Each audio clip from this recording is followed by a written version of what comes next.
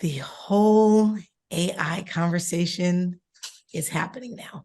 It's happening now. Okay. All So, right.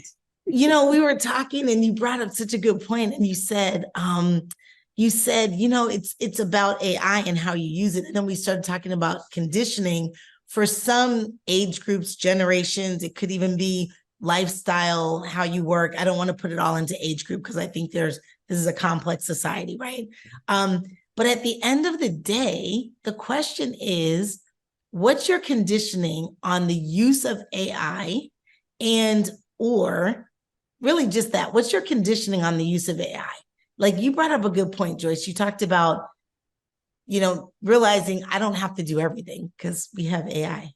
Right. And the thing I think for me, I think about it after the fact. Like I'm thinking, oh, I need to write a post. I need to write an email. And someone else will remind me, well, Joyce, just put a good prompt in and let it write it. And then I think it's the whole thing for some people of, well, it's not me. I didn't write it. Is this am I plagiarizing? And I think it's our conditioning. It's, do we use it and then read through it and say, well, let me change it up here or there. But I know like with the more expensive AI packages, if you're paying for it, you can make it have your voice where you don't even have to do that, and I think that's the thing. Some people are feeling like, well, that's not authentic. Am I cheating because I didn't spend the time? I really would like to know, those who are watching this, especially our younger viewers, let us know, how often do you use AI? Like, what do you use it for? And how often is it 80% of your time, 90% of your time? And people that are my age, I'm in my 60s. So I think about it second. Like I go to Google first, and then I think, oh wait, ChatGPT might have given me a different or a better or more full answer. Or if Google takes too long, I'm over to ChatGPT. But I'm realizing Google's not my first. But I'm wondering how that is. How's that for you? What do you do? What do you do? I'm 100% with your conditioning. I'm knocking on 60K. I'm at the door.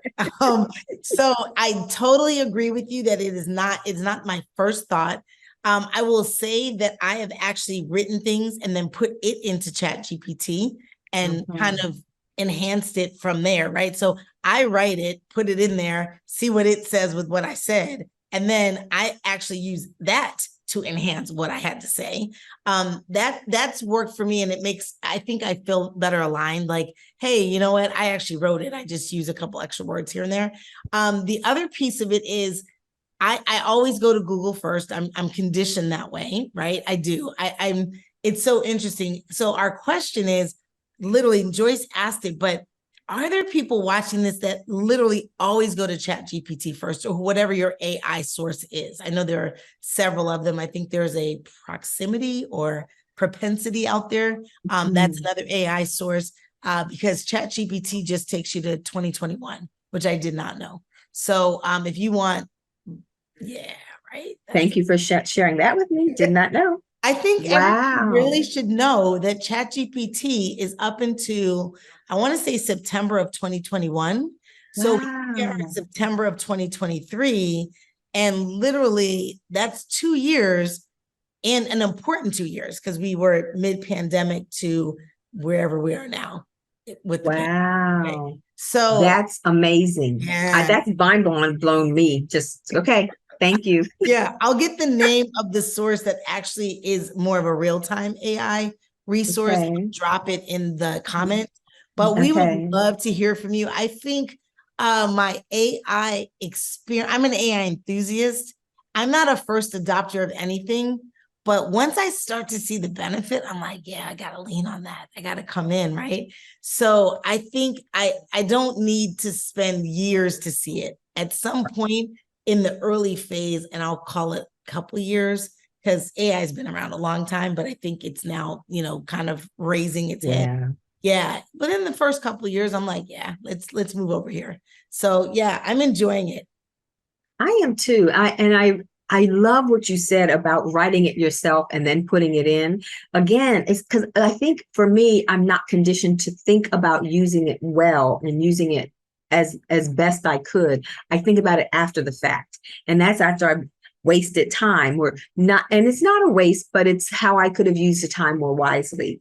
And so this is juicy. This is really awesome. I'm hoping that people do let us know, how are you using it? How often are you using it? Like, if of the times that you go to Google or Google things, as the times you go to look for things, are you going somewhere else first? Are you going AI first? Do you even use AI? And if you don't mind, if we don't know you, let us know what age bracket you're in or which, category. Because I have a feeling our younger people probably use AI more than the people in our age groups. Because I realize some people in my age group don't even know what AI is. I think now they do, but like 2 or 3, 4 months ago, Chat GPT was not. Actually, I was on a meeting Saturday and people were like, Chat GPT, what's that?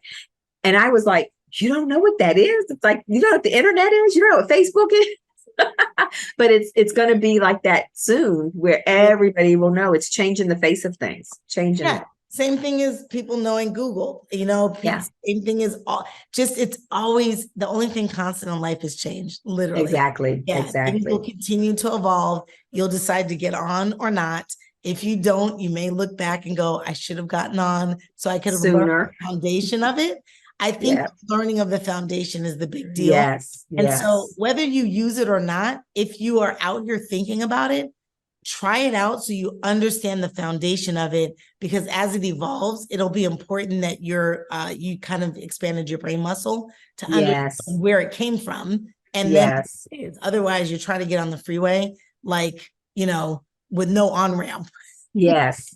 And I think that's so important for business owners. We have to keep learning that, that's one of Dr. George Fraser. I so appreciate the nuggets that he drops. He reads, I think, a book a week. And so, but it's about knowledge. We should always be learning, and we shouldn't say, I'm not doing that. That's shutting yourself down. That's shutting yourself off, because someone in your industry is doing it. And looking to do it better. And I believe God is always, like you said, the only thing constant is change. So, absolutely. And I will say, for people who don't know what BARD is, BARD, I will say I haven't used it. I heard about that on Saturday, and I'm going to start looking at that too. We have to just continue to learn. It really doesn't cost us anything nowadays, because it's on Chat GPT or AI. You can learn it for free. We were talking about writing curriculum and all that stuff. Free YouTube. Yes. Free. There's free information out there. If you have Wi-Fi, if you have the internet, the world is your oyster. Yeah, absolutely. And I will say, for me, and maybe this is for me personally, but even just the learning, it inspires you, right? So I learned something and I might not use it, what I learned to get my college degree, I'm not using now. It was the ability to use my brain muscle and to know that I can learn and to be inspired, and to know that I read something that maybe I'll never use, but it inspires me to think about something else. So that's we do. Most of what we do is just to keep getting inspired and getting up and being excited about what you do.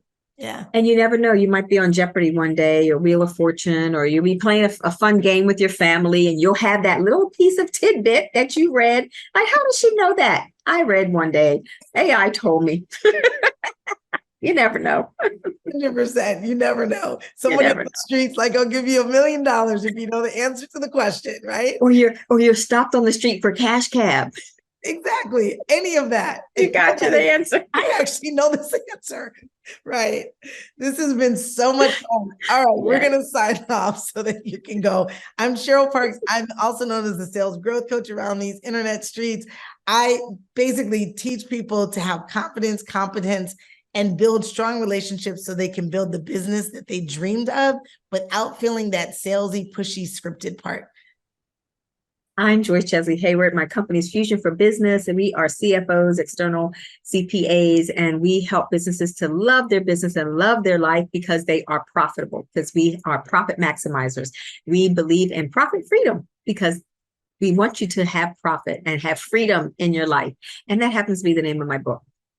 So this has been awesome. Thank you, Cheryl. Always. Thank you. We'll talk again. You and I, unscripted and intentional. Thanks for watching. Thanks. Bye.